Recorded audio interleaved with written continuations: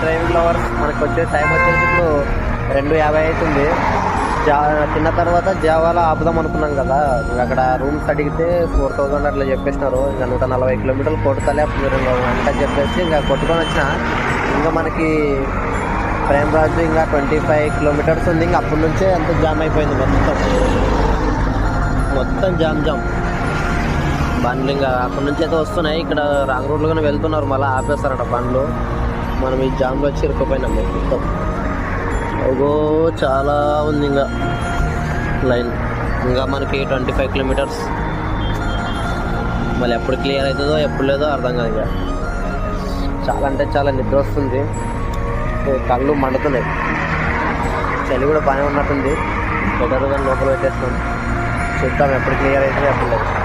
రేపు చూపిస్తా మేళ. బాయ్. మన కారు